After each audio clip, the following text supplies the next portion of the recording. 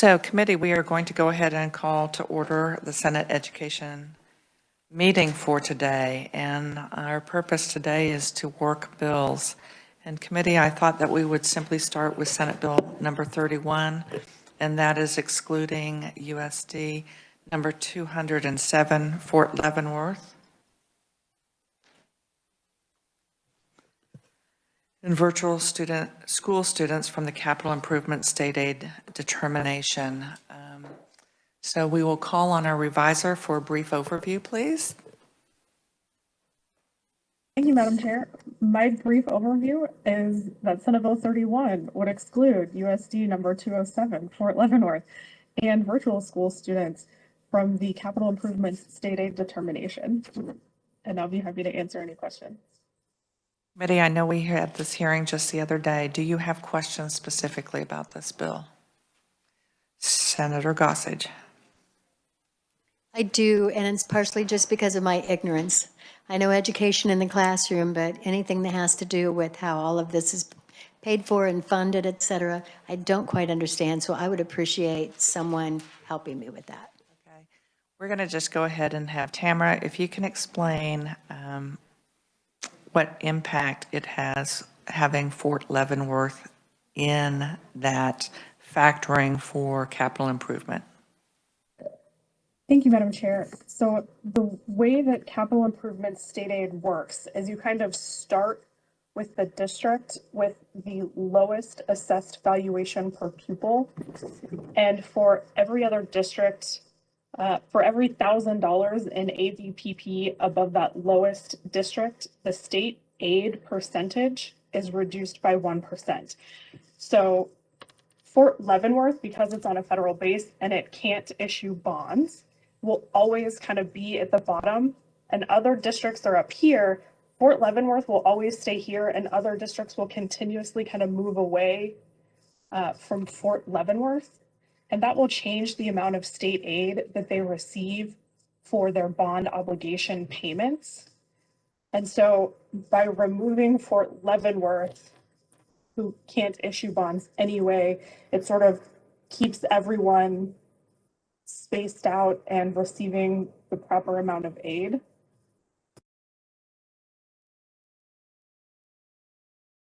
If I may, Madam Chair.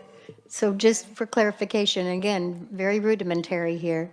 So when a bond is issued, so they're issuing a bond because they're building a building or doing some sort of and it's capital outlay. Did I get that right? So for bond and interest, the formal term is capital improvements. Capital improvements. Outlay, I guess, is just refurbishing or, working on what they already have. So. Yeah, yes.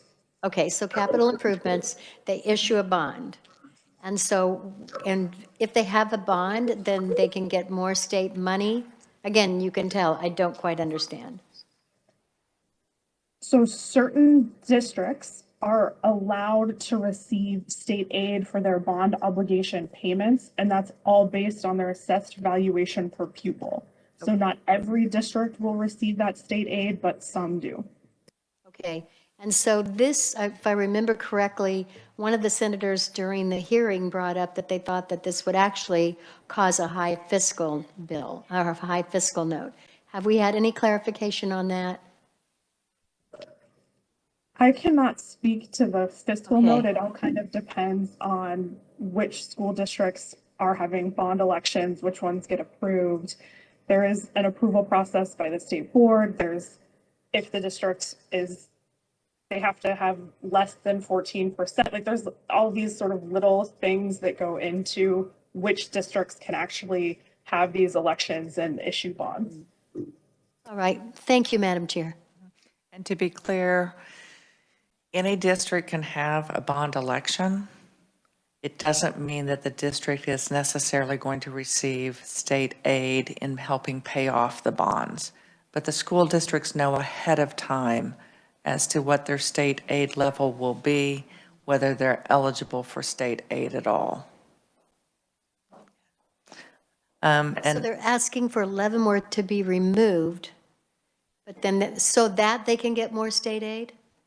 Now, the reason Fort Leavenworth is, the proposal is to remove them, is because Fort Leavenworth, first of all, it doesn't have, because it's essentially a federal facility, they could never be eligible for bonds because it's owned by the federal government.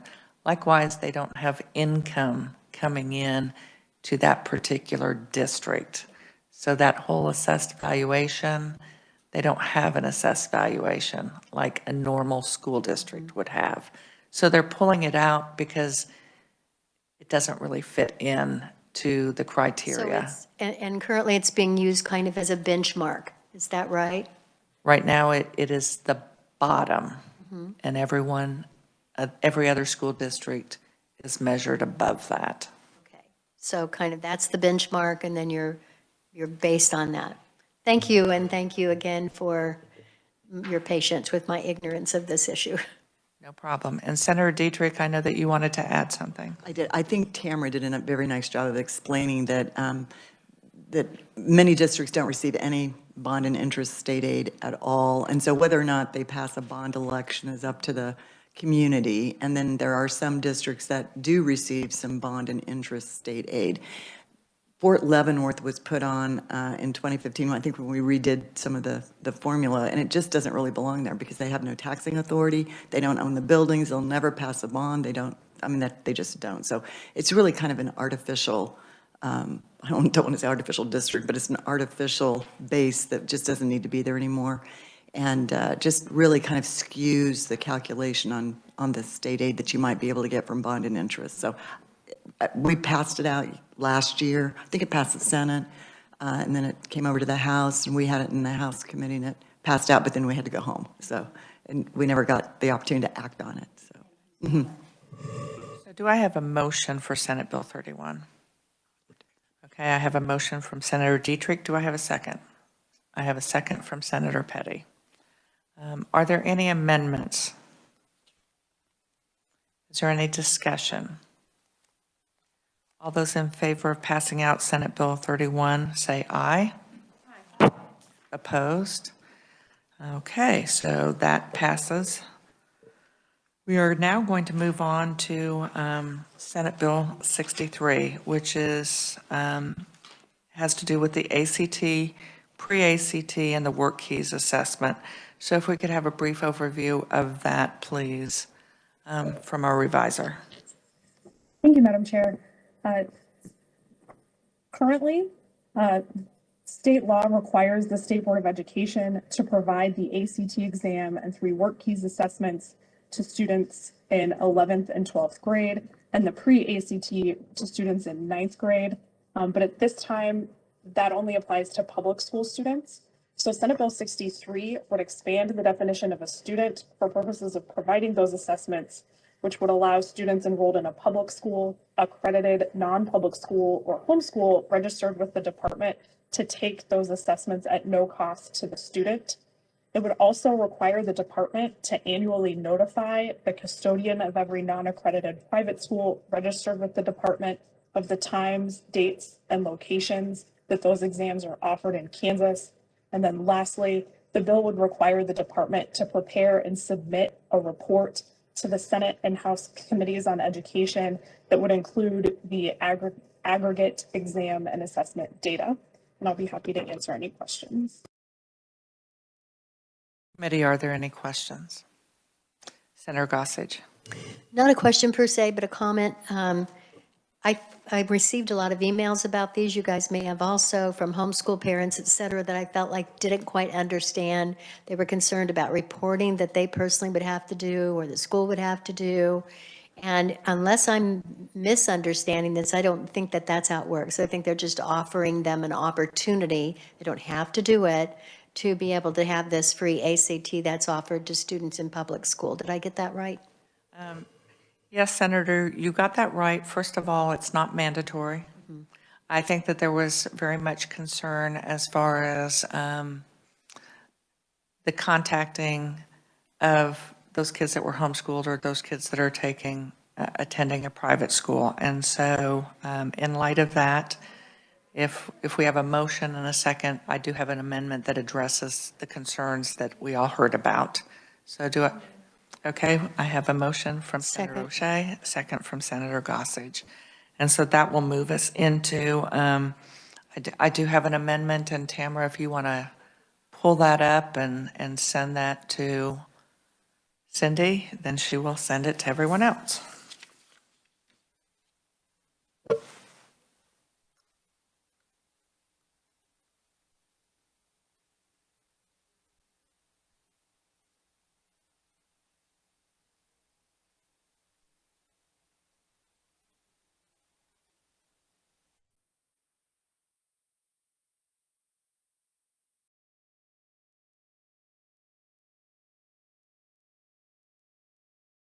Loud reporter in the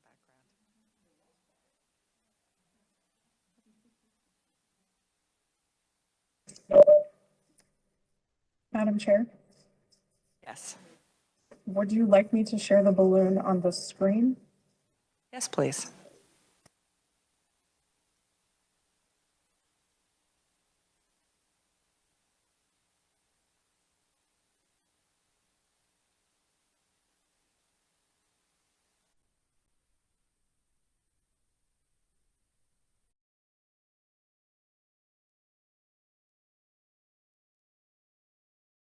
While we're waiting, while we are waiting to receive, oh, there it is. I was going to say, you could start explaining, but it just popped up.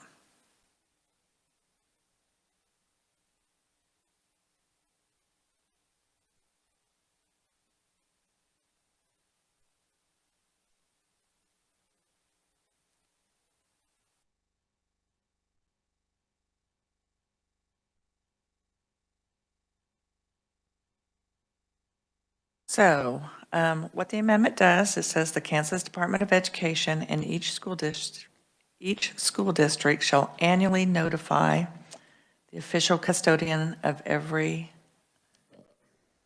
Madam Chair? yep, I'm reading it wrong, so you read it. You Yep, got it. So the first thing you'll notice, you can see hopefully the red lines starting in line 18. This would remove the requirement that the Department of Education notify those homeschool parents of the times, dates, and locations of the exams. And instead, it would require the Department of Education and each school district to publish on their website that information on the times, dates, and locations of the exam. And in addition to that, it would add a subsection. It would also add a statement that on those websites, it would include information for students on how to actually sign up and register for those exams.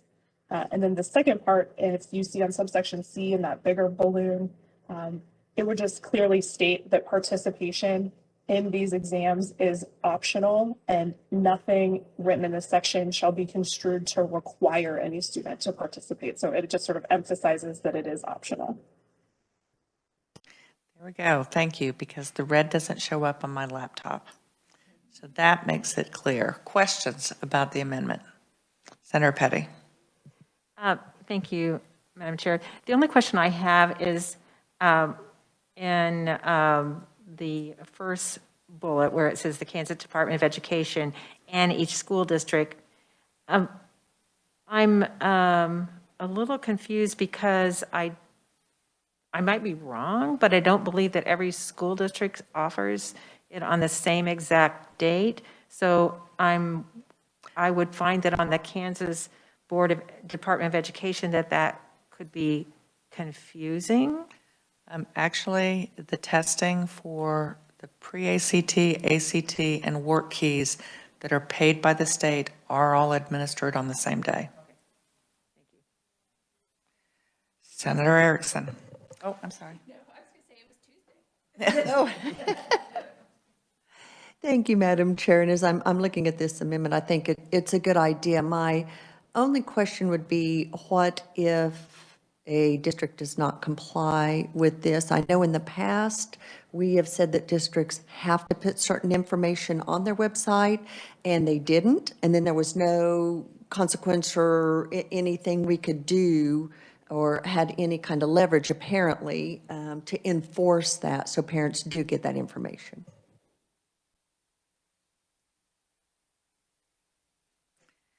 I appreciate that comment. I think that that continues to be a bit of consternation for all of us when compliance isn't there, whether it's schools or people driving the speed limit or whatever it might be for laws that we pass. I'm not certain that we have teeth on this. It is simply going to be a school district that is not willing to serve the community in that way. I think it does help us from the standpoint that by passing this, the Kansas Department of Education is going to notify. I think it gets back to, as legislators, we do spot checks to make sure that our school districts are complying, and if they're not, contacting leadership in the school district to say, I'm not seeing this yet, can we make that happen? Senator Petty. Thank you. And I would just add, as we, and this would be true for any website, but as we demand, which we have done more and more to be on school district's website, it does make it more and more difficult for people to locate it because there's just that much more information that's there. So you could say it's a double-edged sword. You ask for it, and then it does take a lot more looking. So somebody who's saying something might not be there, it actually is there. It's just, I think someone actually went through maybe it was Mike O'Neill, went through a steps of trying to find something. Well, we created the monster, and so, that's just the way it is. Yes, Senator Sykes. Thank you. I appreciate the question. And I also, based on the emails that we received from people saying we have access to this, I feel confident that they're going to get the information out there, because that was what I was hearing from all those emails where I don't need this because I already know how to do this. So I think we are trying to make it easier. And I think many of those parents were responding to the testing that they pay for that is on throughout the school year, and they do know how to access that. I have heard from families that we've never had an opportunity to take the pre-ACT test or would have to pay to take the ACT work keys at a community college, and this gives that opportunity. So, any other? Yes, Senator Gossage. So most of the emails that I received were from homeschooling parents, and so how would they know if their child isn't in the school district that this is available to them? They will know by the publishing of this, and it's, I have to tell you that quite frankly, it's, I think, impressive how connected homeschool families are. They actually work in consortiums with each other, and so I have a feeling that once these dates first get published, that will On the be school district websites, on the school district as well as the Kansas as Department well of as the Ed. Kansas Department. I'm fine. Because again, it will be the same date. So pre-ACT is in the fall. ACT and work keys will be in the spring, and it's, And the state website clarifies that anyone can sign up for these. Sounds good. I will move my amendment. Second from Senator Dietrich. All those in favor say aye. Opposed? Amendment passes. Do we have any additional amendments? Okay, do I have a motion to pass out Senate Bill 63 as amended? I have a motion from Senator. Madam Chair, I move that we pass out Senate Bill 63, thank you, favorably from committee. Do I have a second? I'm sorry. As amended.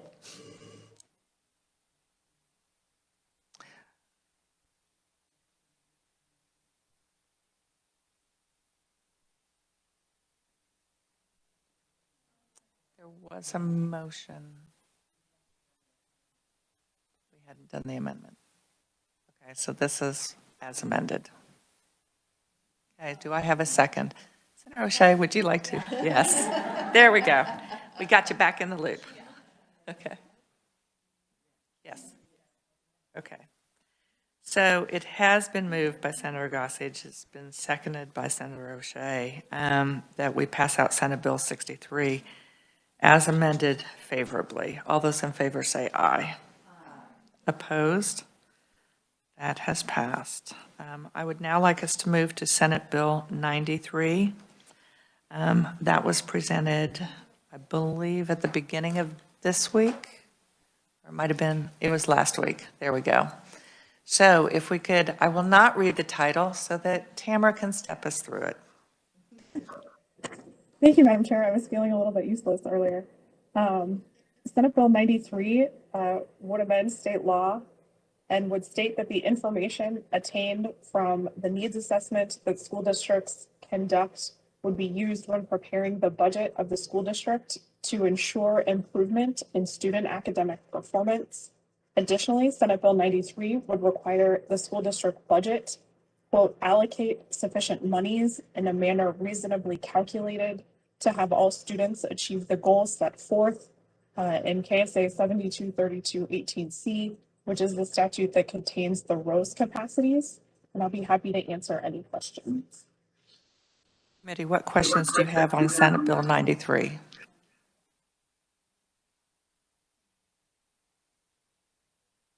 Do we have any questions on Senate Bill 93? I'm not seeing any. Do I have a motion to pass out Senate Bill 93? Okay, I have a motion from Senator O'Shea. Do I have a second? I have a second from Senator Erickson. Is there any discussion on this bill before we have a vote? Senator Petty.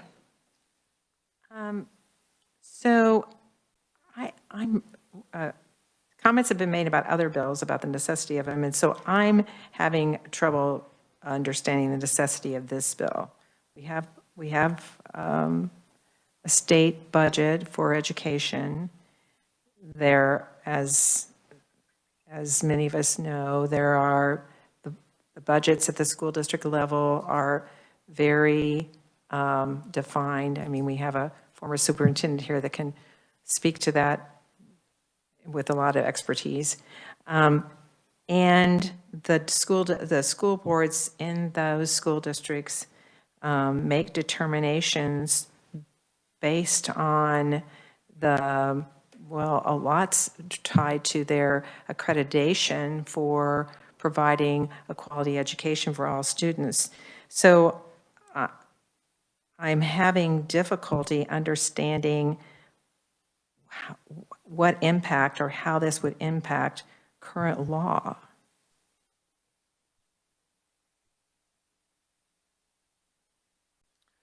Well, I guess when you look at, I think if you reflect on the testimony, part of what was shared is that in statute, each year the Board of Education of school districts shall conduct an assessment of the educational needs of each attendance center. And part of what was shared in testimony was a survey of school districts and school board members, and that they were unfamiliar with any type of assessment of educational needs occurring for each attendance center. I know that there was some discussion about how many school districts were using that zero-based budgeting, so starting from the bottom and building up. And what was shared with us was that the language of when preparing the budget of the school district to ensure improvement in student academic performance. And that was taken from the budget booklet that is available through the district or from the State Department of Education, and that the budget of the school district shall allocate sufficient monies in a manner reasonably calculated such that all students may achieve the goals set forth. So it is simply, it was brought to us as a means of bringing light to what that process should be. And I think that this is what I would refer to as a bully pulpit piece of legislation, that it allows community members, parents, taxpayers, legislators, school board members to kind of pivot to it and say, okay, this is what we should be doing. Where are those documents? Can we assure that that's how our budget is meeting those improvement in student academic performance goals? I would certainly welcome anyone else to chime in. Senator Gossage. Thank you, Madam Chair. That's exactly the way I read it, that they're just giving more details about what they mean when it says that they shall be used by the board when preparing the budget, and go on to say to ensure improvement in student performance. I think it's just adding more details to that original statement. Any other questions? Senator Sykes. I just have a comment, and I understand the intent of this. I don't feel it's necessary. I am able to get this information from my districts, and some of the language I think is very broad and just concern, to ensure improvement in student academic process or performance. We all want that, but I also know that there's also metrics where there are high achievers, and how do you decide that they are receiving that academic performance? So I think there's some concerns and some unintended consequences. I will not be supporting it, but just wanted to share. Okay. Any other discussion? Senator Petty. I think one of the things when this kind of language negates poverty, and poverty will always be a number one factor. It may not be a number one factor in all the schools you represent, but it is in mine. And so school districts currently look at student performance, but the reality is if poverty continues to grow, it does impact the ability for performance to improve because it is a number one impacting factor. This, when it says, that look at the information building by building, and that's what goes on currently in school districts, but at the same time, they have a budget that has to be lived within. So what one parent may see as not being sufficient would not necessarily speak to what is being allotted within that school for academic performance and for actually overall student growth. I think this is a piece of information that will be used as a weapon when it comes to any further court intervention. Senator Erickson. Thank you, Madam Chair. When I look at this should be so non-controversial, so straightforward. It is simply stating what the priority should be, that we all should agree on, that the priority for our spending should be on improving the academic performance of children. That's what it is stating.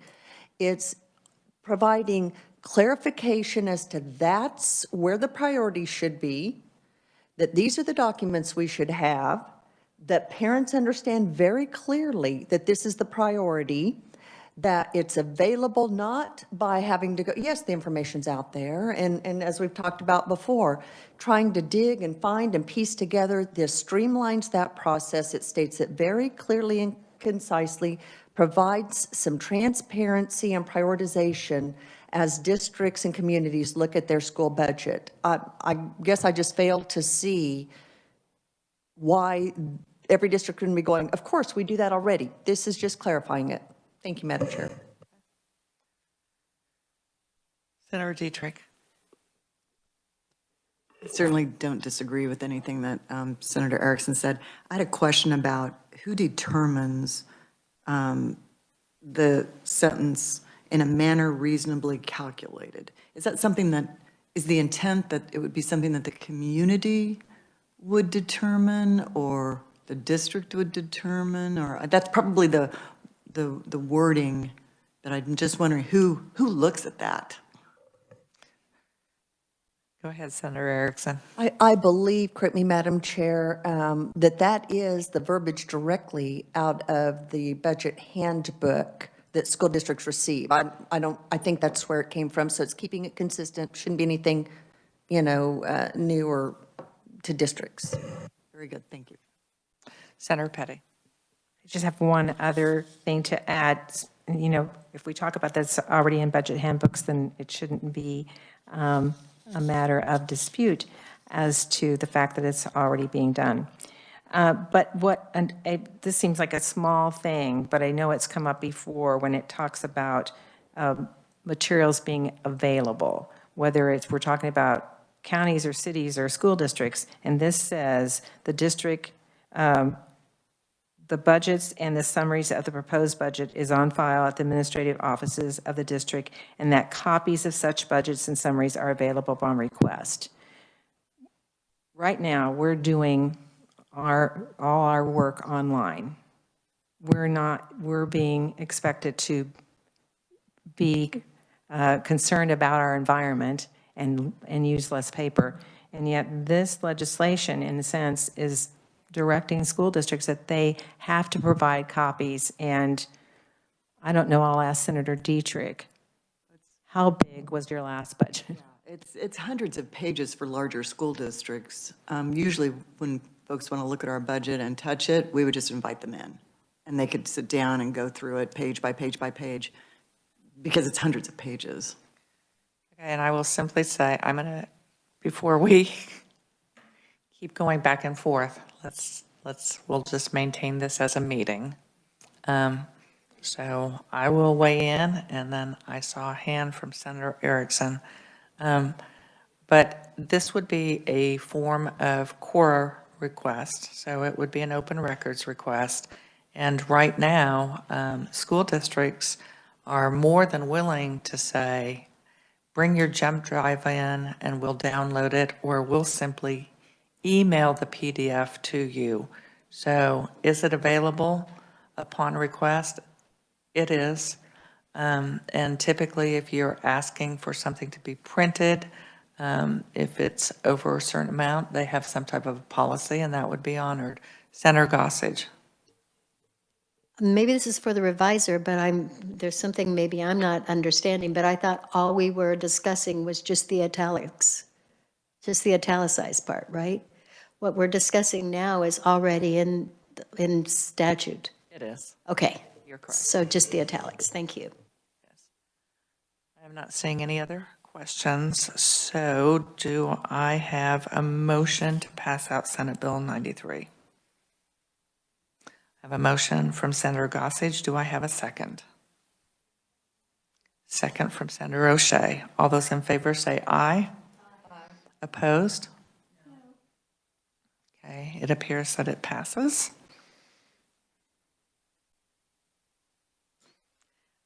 I would like us now to move to Senate Bill 173.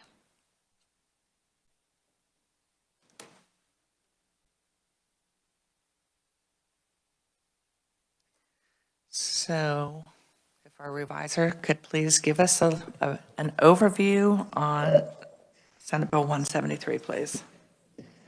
Thank you, Madam Chair. The committee did hear this bill last week, and Senate Bill 173 would amend several statutes relating to at-risk education programs and services and the funding for those services. The bill would explicitly state that at-risk programs are to provide additional opportunities, interventions, and instructions. The bill would also list in statute the criteria for students to be identified as eligible to receive at-risk services. The bill would extend the high-density at-risk student rating, whose sunset expired last year. It would extend that to July 1 of 2023. The bill would allow at-risk money to be spent on providing at-risk instruction, professional development for teachers. It would require the state board to publish its list of approved at-risk educational programs, and it would also allow for provisional at-risk programs. And the bill would also require local school boards to report to the state board on its at-risk programs. And then finally, it would require the Legislative Division of Post-Audit to conduct a performance audit of at-risk education expenditures during calendar year 2022. And I'll be happy to answer any questions. Committee, what questions do you have on Senate Bill 173? I'm not seeing, oh, yes, Senator Gossage. On page 2, what are we striking? May I ask the revisor? I see it's stricken, but I don't know what that is. So that section, that's a great question. That section is actually the citation of the Kansas School Equity and Enhancement Act, which is the school finance formula. And the way that it was originally written, it listed the range of statutes that are included in that act.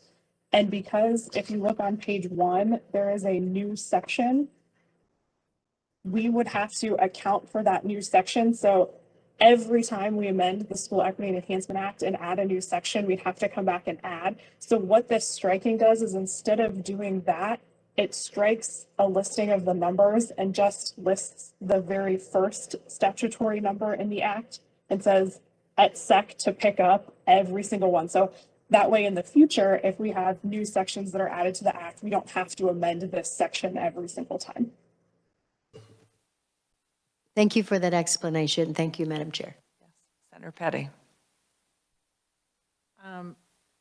Was Senate Bill 173 the one that was the suggestion from post-audit that sunset date be extended?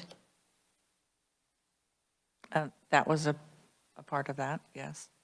No, I think extend it beyond 23, extend it to 25, I thought.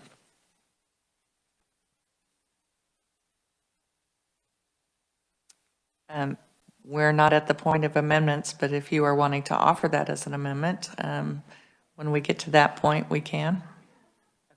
Okay. Other questions? Okay, let's just go ahead and what amendments do we have? I know that Senator Dietrich and I worked on an amendment, so if you could just go ahead and bring that up for us. And committee, it is going to impact page 1, line 33. And I think that when Tamara brings that up for us, go ahead and just bring it up.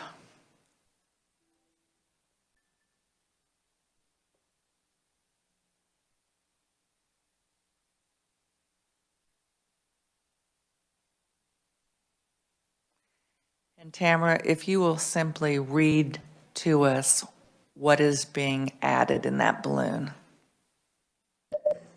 Thank you, Madam Chair. This would add to the list of criteria for students to be eligible to receive at-risk programs and services. Currently on line 33, it includes a student who is identified as a student with dyslexia.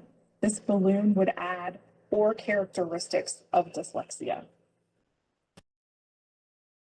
And committee, we felt that we needed to include that language because what we do know and what we've learned from testimony is not every child has actually been diagnosed or identified, but we certainly know that there are characteristics. And so we did, we kind of went back and forth, and I know that Senator Dietrich shared some language from the task force, and Tamara worked with us on that. So we just want to make sure that all kids would be addressed. And we know that school districts are working on that training to help in the actual formal identification of students. And so this allows, even if that school district hasn't completed that training and isn't able to make that identification, children wouldn't be looped out. Are there questions about the amendment? Senator Dietrich, would you like to move that amendment? Thank you, Madam Chair. I would move the amendment. And Senator Gossage has seconded. All those in favor say aye. Aye. Opposed? The amendment passes. I have an amendment that is larger. And so we will need to have, not only for Tamara to pull that up for us, but also for her to email that to Cindy, who will email it to us.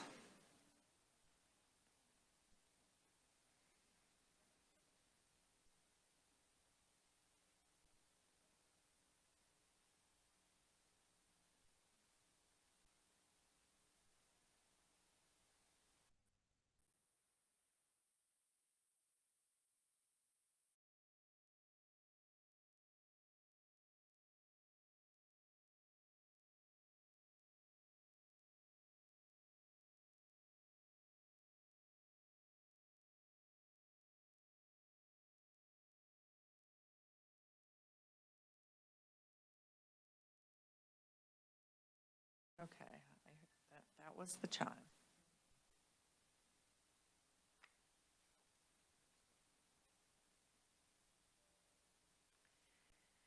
And if we could, please, Tamara, if you could step us through these, since my computer doesn't recognize the redlining, that would be helpful.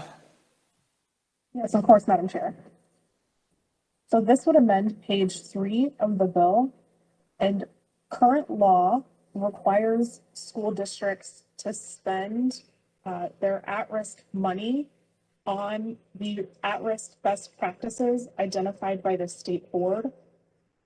If a school does not spend that, if a school that qualifies for the high density at-risk student weighting does not spend that money on those best practices, the state board is required to notify that district currently that it either needs to spend that money on the best practices or it has to show improvement within 5 years. And then the bill, you can kind of see starting on line 11 in those capital letters, lists what improvement includes. It includes the percentage of students at grade level, the percentage of students that are college and career ready, average ATC score, and the 4-year graduation rate. So that is current law. This balloon would strike that requirement on, or strike the notification from the department that the district has to spend that money or show improvement. And instead, it would require a school district who qualifies for the high density at risk weighting. If it does not spend that money on those best practices, that school board would notify the school district that it shall repay that money to the school district's at-risk education fund. And then the state board would notify the House and Senate committees on education each year which districts had to repay that money and the amount of money that district had to repay back into their at-risk education fund.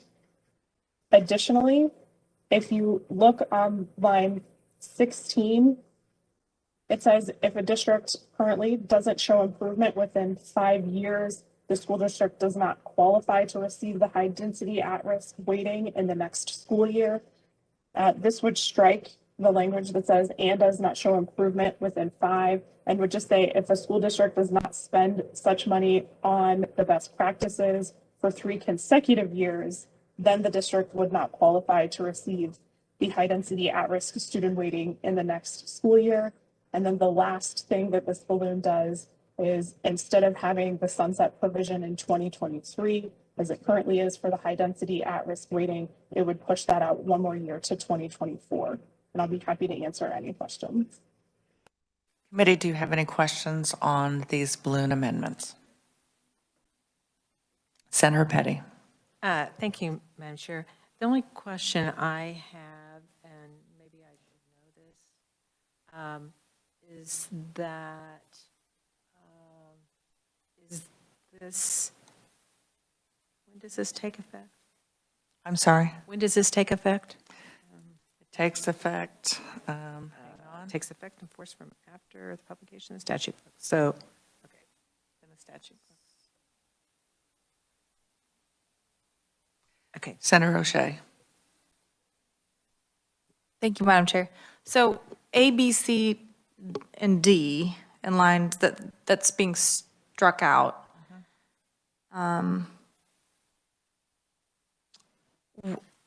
Were we previously requiring them to target those things, and were we tracking those things?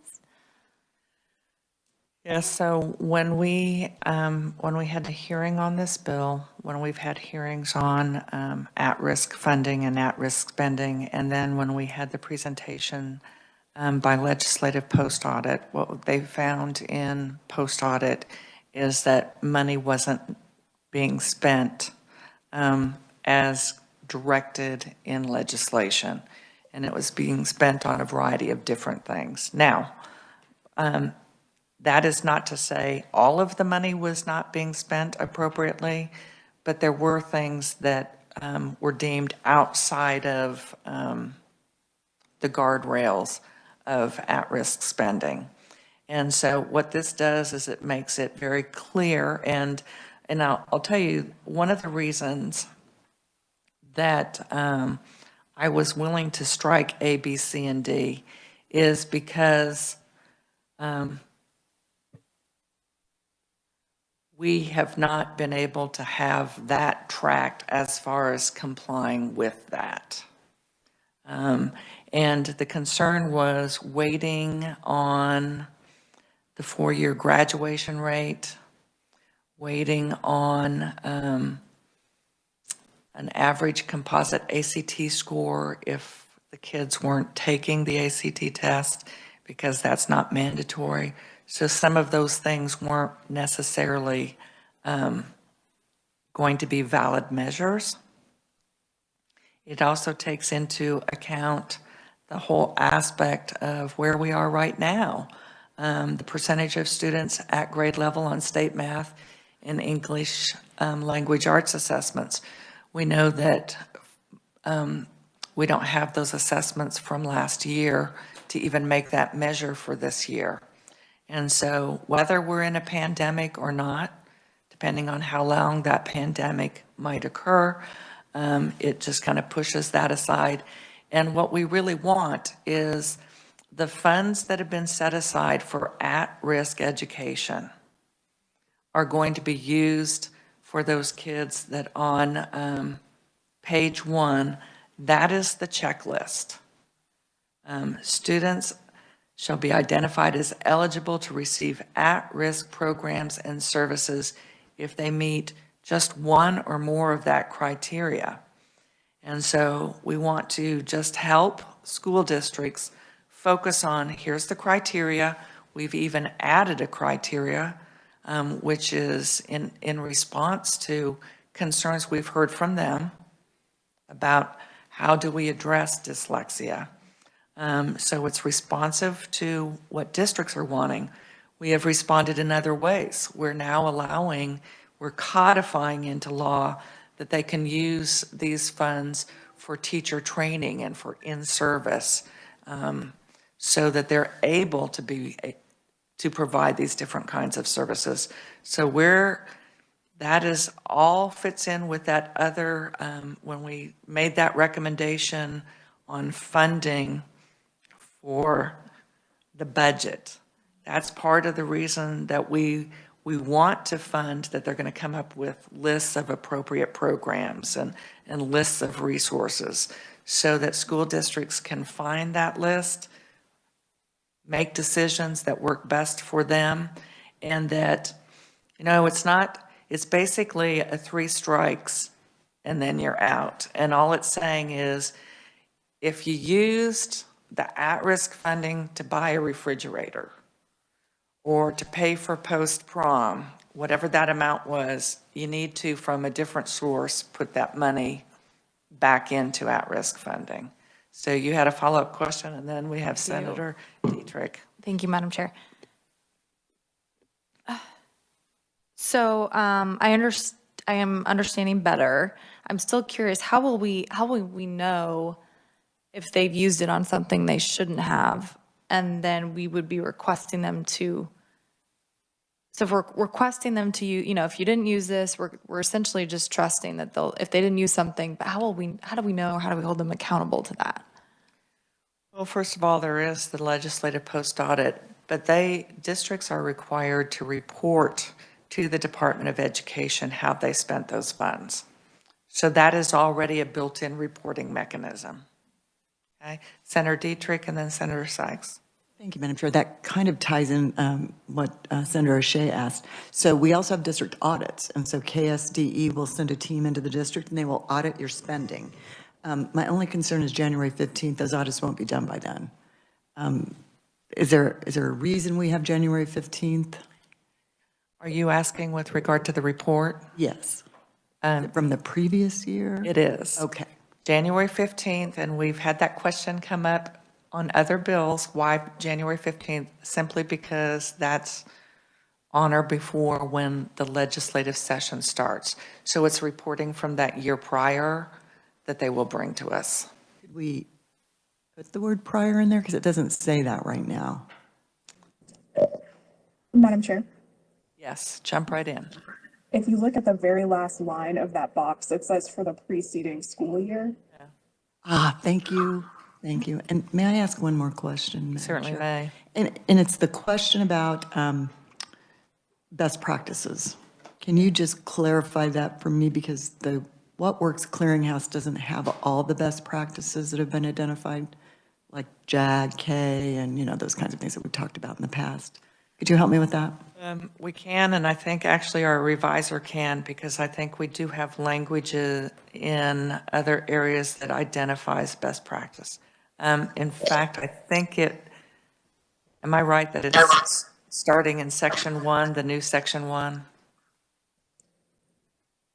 So that does mention the best practices. If you look on page 4, kind of starting in line 15, subsection D, that whole subsection deals with the requirement that the state board identify and approve evidence-based best practices.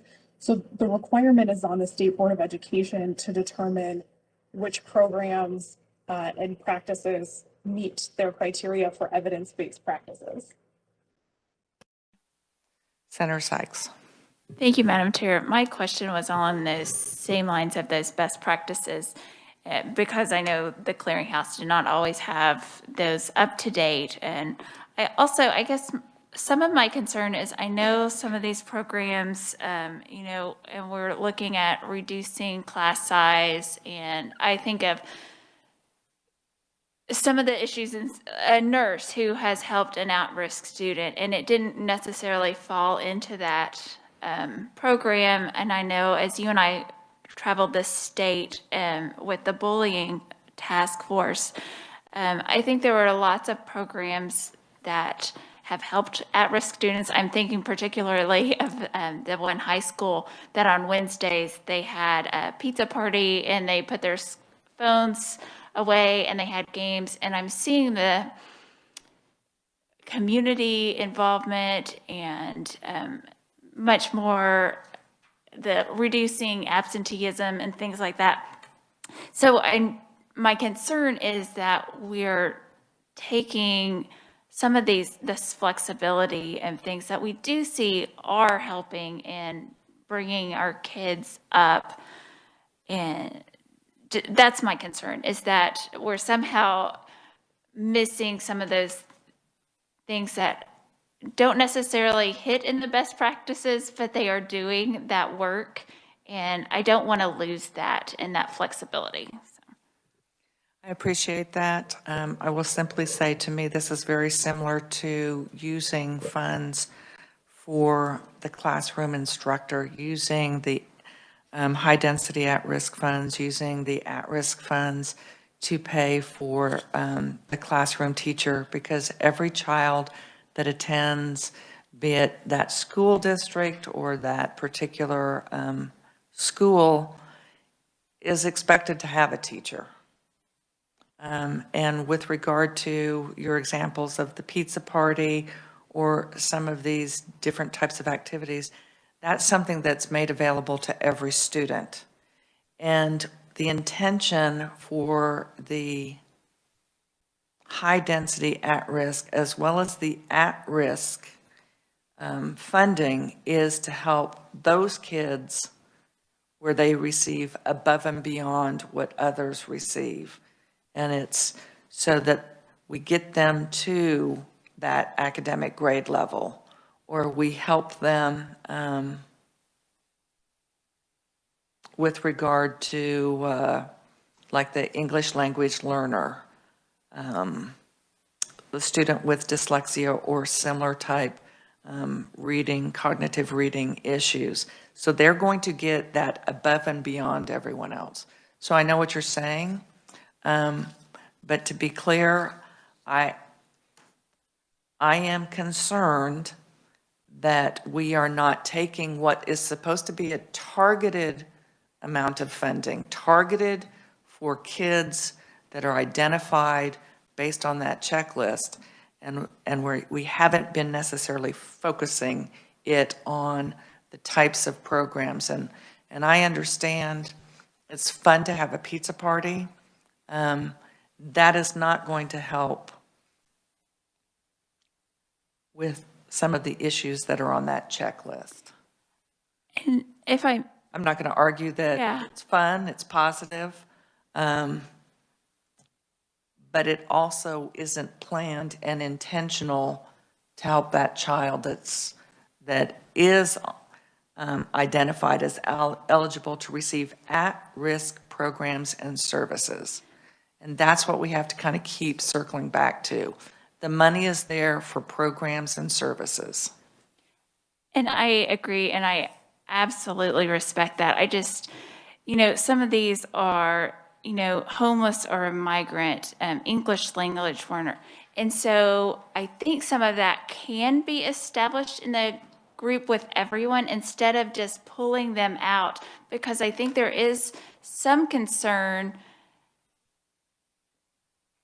that by always having them separated or in a different classroom, that we're missing part of that connection with others. And I think that is an important part of learning. So I absolutely agree, but I feel it's, and I look at this with my own kids, they're in the gifted class, and I want them to get those services too, but I don't want them isolated just with kids who think and do things like them. I want them to see struggles of other kids and to appreciate that, math comes very easily for one of my children and it doesn't for the other. And so there's an importance of being together and how we can accomplish some of those at-risk things by working in the community and together instead of just making sure they're always pulled out for those services. I absolutely agree, and I think that there are programs and there are services that can be provided that don't have to be pull out. There are enrichment opportunities, but quite frankly, some of the most effective, the JAG-K program, the after-school programs, the summer session programs. We had testimony, I think, the other members of the committee won't remember this, but I believe you do, when we had superintendents coming in and saying, here's what we did. We created a summer academy, and the student had the choice. The student that was more than a grade behind, they had the choice. They could come to summer academy, of which they used at-risk funding, or they could be retained a year and so not move forward. And, some of the kids jumped at that opportunity. Others said, no, I don't want to do that for the summer. And then when they were actually retained, then they saw a turn in participation, and suddenly kids were very involved in participating in that summer academy. Senator Gossage and then Senator Petty. Thank you, Madam Chair. I would just add that I always weigh on the side of immersion, so I would agree with that, of getting kids included. However, my 3 oldest were in the gifted program. My youngest was, as you know, severely dyslexic. And being a classroom teacher, you saw all spectrums. However, I think one of the best things is that I agree with everything that Senator Baumgardner said, but There are definitely programs, paras especially, that can just help give additional help in the classroom, not singling out that child or pulling him out, but just assist with whatever program they're working on. Also, materials that would help. Maybe the other kids don't need hands-on things to understand math, or maybe they don't need another approach, or they don't need an extra workbook to go home that they can work on at home. But these things could be purchased by the school district to be able to help. And oftentimes that money is not used for that. Sadly, it just kind of flows into the general fund and is not really used for the purpose. So I appreciate that we're trying to say, please use this money for what it's purposed. Senator Petty. Thank you, Madam Chair. And it's taken me a little while to digest this amendment, but I actually support this amendment.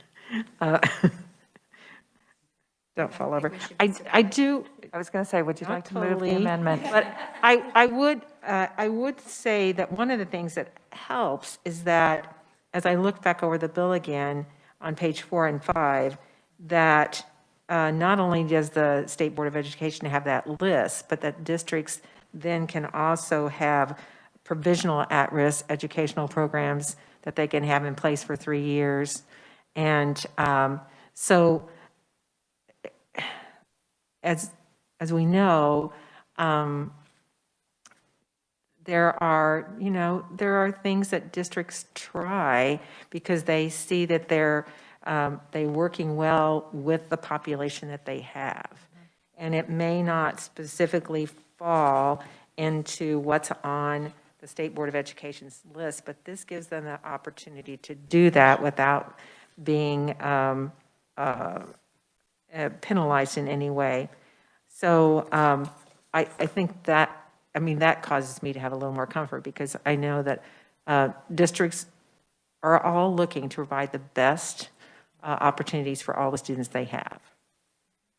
And it might be that they decide to do something like, I don't know, Pizza Wednesday, whatever, and they find a way and they have it all planned, and there is going to be that opportunity for particularly those that are at risk to come and participate in a very streamlined manner, but it would require them to be tracking and sharing that, but it has to be very intentional, planned ahead of time, tracked, and response.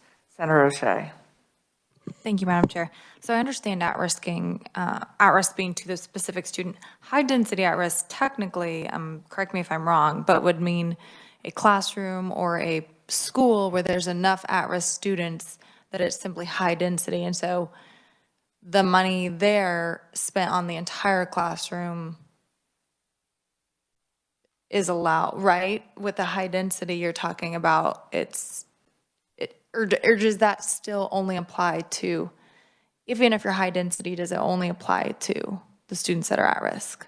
The high density funding is for, we expanded it. It used to be school districts that had to have a certain level of low socioeconomic families, having filled out that proxy for free and reduced.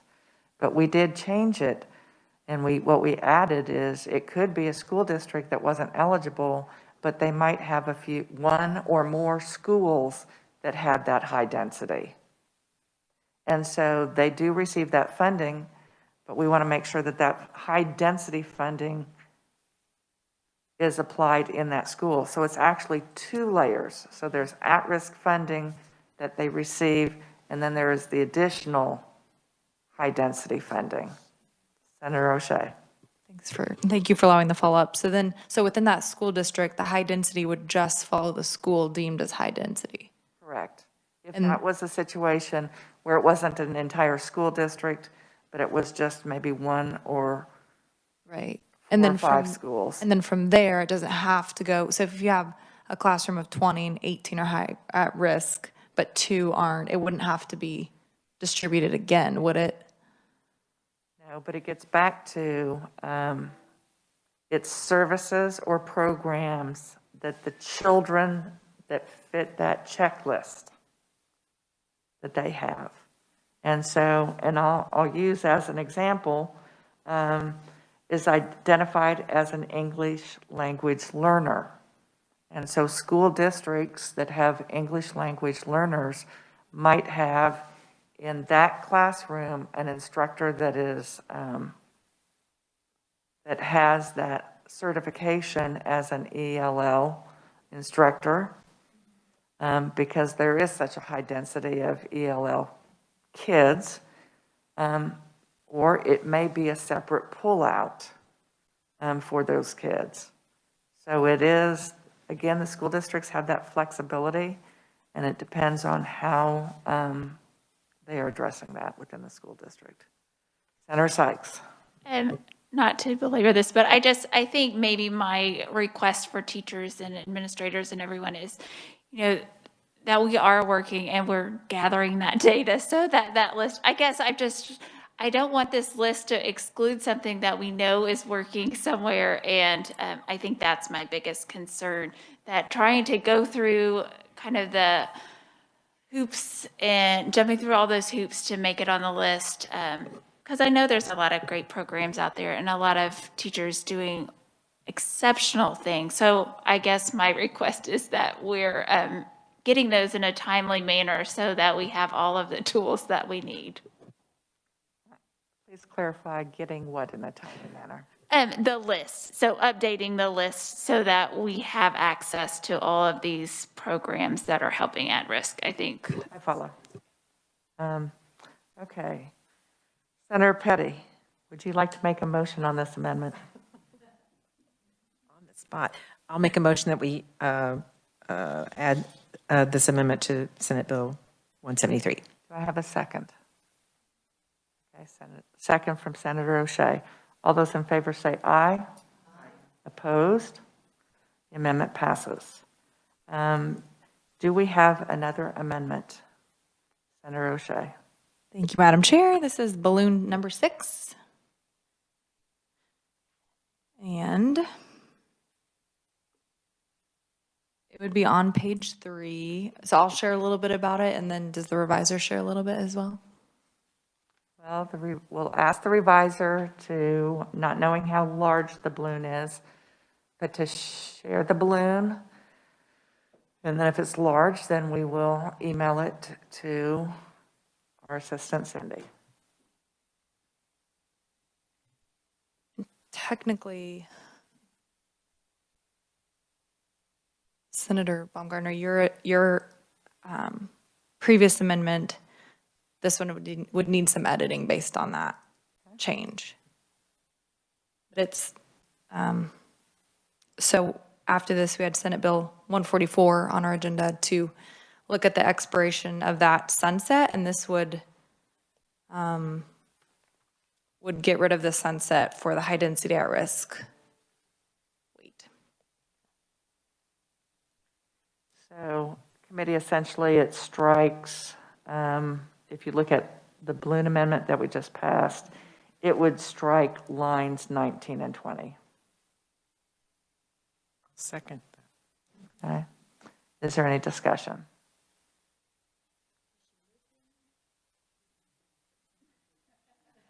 No, I'll she move the introduced the amendment. Second. No, she said she had an amendment, so I didn't know if there were questions. So I will simply say that I do believe there's a benefit for sunset because we circle back around and address, do we need to make changes?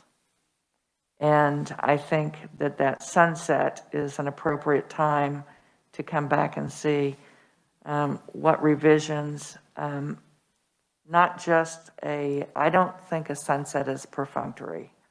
I think it is the time to have people come in and testify and let us know what isn't working.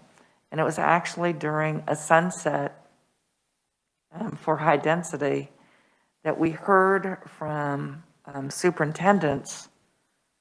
One of their complaints was that they couldn't use the funding for teacher training or for in-service programming.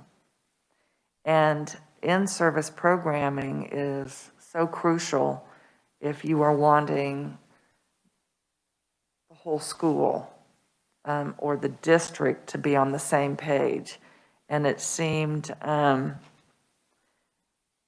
crazy to me that if the topic was addressing needs of at-risk kids, that the funds wouldn't be there, particularly when we rolled out recommendations from the Dyslexia Task Force. You're talking about retraining almost every elementary school teacher and middle school teachers and so forth, but pretty much every elementary. So it seemed only appropriate that we would address that. So that's why I like sunsets, because it makes, whether you want to or not, I don't know how many of you go through the closet and clean out the closet on a routine basis, but it makes you go back through and comb through it. So I saw that we had a question. Quick question, Madam Chair. So this is what somebody brought up to me yesterday, which is there's so many bills and so many laws that if you feel that you want to revisit something, it is better to have a sunset. And then another person brought up the point that, but then a sunset, it just brings it back up every time and it leaves the uncertainty for, let's say, the school district or whatever, like, well, we got to wait and see how they're going to vote on this and if things are going to stay the same. So I would be interested in your thoughts on that. I think that is the time when you have a sunset, that is the time for folks to either come in and advocate for status quo, or it gives them that opportunity to pitch. These would be things that would improve if we had this. So I see it as it gives that opportunity for proponent, neutral, or opponent. But I always love having suggestions of this would make it even more workable for us. Senator O'Shea. Thank you, Madam Chair. So I agree that revisiting things is great. The high density is the only weighting that's not in statute currently. So it's the only one that has the sunset.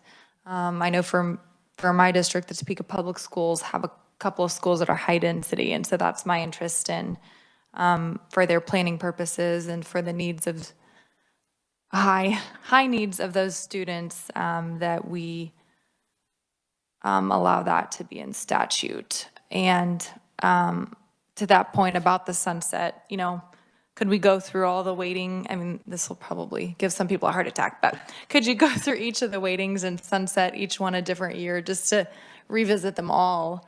Right, but do you know what I mean? So if we're giving this one all that time and attention, but not the others, it begs the question why. And so that's my reasoning. Thank you. Senator Erickson. Thank you, Madam Chair, and I do appreciate the sentiment behind this amendment. However, I think the reason why is because we had a legislative post-audit that showed that there are concerns that need to be worked on and worked out. And so I agree we shouldn't sunset everything because then we'd just be recycling everything. But when there's been a concern with funding or a program, I think maybe it's smart. That's when I think we do need a sunset, just to make sure, circle back, make sure that those issues have been resolved, and then remove the sunset would be my recommendation. Thank you, Madam Chair. Senator Sykes. Thank you, Madam Chair. I agree things should be looked at, but I also think, that's the great thing about post-audit, because we can request audits and look at things, and then we can bring those up, even if they don't have a sunset. And I'm just going to say, sometimes I think we use those sunsets as bargaining tools or pawns, and sometimes I think maybe we don't use that to the best of our advantage. Absolutely, always, I think we should be looking at and trying to measure things. But sometimes I think we rely on that a little too much, and maybe we use it as a disservice, and this being the one piece of the funding formula that's not in statute. So I would support this amendment. Okay, did you want to go ahead and move your amendment? Yes, please. Okay. Do I have a second? second from Senator Petty. All those in favor say aye. Opposed? Okay, so I need division. So in favor? Okay. And opposed? So the amendment carries. Do we have any additional amendments?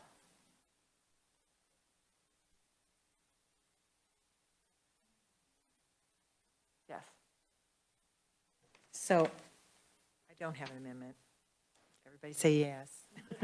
Okay. But I did have a question. As I look at the page 8, and, You had mentioned the dates earlier, right? okay, but there was a date change, May to 24. And then I'm noticing that this performance audit should be conducted during the calendar year of 2022. So this always brings me a lot of concern when we have some sort of audit going on almost immediately after changes that are made in legislation. I did not ask for an amendment for this, but I certainly think that these dates should be moved back a year from 2022 to 2023, and then the reporting will be done with 24. Then it would also have consistency with the amendment that was just made by the chair that put in the date of 24 as well. So I guess I could offer that as a conceptual amendment. So just to make sure that our revisor has that we are wanting to change, at least the motion is to change line 8 on page 8 to 2023. And on line 9, change that to 2024. I got that. And just as a clarification, was the last motion on Senator O'Shea's balloon adopted? It was. So then the 2024 has been replaced by removing that sunset, just so the committee is clear, there is no longer will be a sunset on the high density at-risk student waiting. We do understand that. But we will still have an audit. Is that correct? That's still line Yes. 2. Yes. Okay. So that is the motion, and you do have that down as a motion, correct? Okay. Do I have a second? Second from Senator Dietrich. Any additional question? Discussion? Yes. Senator Gossage. Thank you. When you think of school years, it's always a little confusing when they say calendar year. So are we talking about that the audit shall be conducted when it says during the calendar year? Would that be for the year 2022 and 2023, or is it for the year 2021 to 2022, meaning this upcoming school year? It will, during the calendar year of 2023. So it would commence after January 1st of 2023. And oftentimes what they do is they will start gathering information, make their requests, and then meet with them throughout the calendar year. And thank you, Madam Chair. I guess to clarify, it says this performance audit shall be conducted during calendar year 2022. And we're changing it to 2023. So this amendment would change that to 2023, and then January 15th of 2024? Okay. That's when we would receive the report. Thank you for that. Thank you. I'm not seeing any other discussion. We have a motion and a second. So all those in favor say aye. Aye. All opposed? So that amendment passes. Are there any additional amendments to Senate Bill 173? Do I have a motion to pass out Senate Bill 173 as amended? So we have a motion from Senator O'Shea and a second from Senator Dietrich. All those in favor say aye. Opposed? Senate Bill 173 as amended passes out favorably. Committee, we have our last bill before us. It's Senate Bill 235. I'm thinking it should be very familiar since the hearing was yesterday. And I will simply clarify what I stated yesterday. It is not a mandate. It is because there are no teeth. Senate Bill 235, enacting the Back to School Act to require school districts to provide a full-time in-person attendance option for all students beginning on March 26, 2021. And again, interestingly enough, the 26th, I believe, is a Friday. I know the question was asked after the hearing, why the 26th? That was designed according to the maker of the bill, Senator Senator Masterson. I mixed the tie and Masterson. To give school districts ample time to prepare. But again, if a school district did not provide full-time in-person attendance option, there is no penalty for that. So again, local control is maintained, but that is the essence of Senate Bill 235. Do I have a motion, or I guess we will just open it up for discussion? Senate Bill 235. Questions? Senator Petty. I don't really have a question. I mean, I want every student to be receiving the best education they can in the state of Kansas. But I know that this body made a decision in the veto session, in the special session, to reduce the executive authority of the governor and say that it was best for local control and for local decisions to be made. And now we're turning around and we're undermining that. It's just so contrary to what we have said about, and what we heard from a testimony, that local school districts have a local election board. You all have, some of you many more than I do in my Senate district, but you all have locally elected boards that have made these very hard, difficult decisions. If you've talked to some of your board members, their lives have been threatened. They've had to ask for security from the sheriff's departments. I mean, it's been unbelievable, the stress and that they have been put under to make the right decisions. They're not doing it they're doing it because they want to provide the safest, best education for all of the children in their district. And whether we like it or not, that education is being provided by adults. And adults work in the building, and adults have to also feel safe in order to provide that. My biggest concern with this bill is that going forward, so if you talk about 2021, and then it goes in each school year thereafter, every school district in the state shall provide a full-time in-person attendance options for each student enrolled in kindergarten or grades 1 through 12 in such school districts.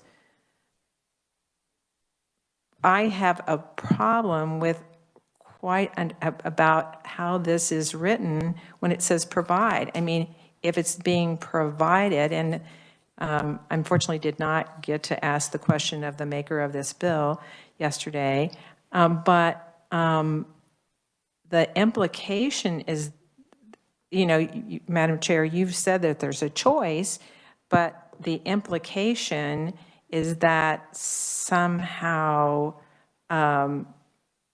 if it's, I'll just use my school district, or a school district, the school district I taught in. Okay, they're offering in-person learning, but,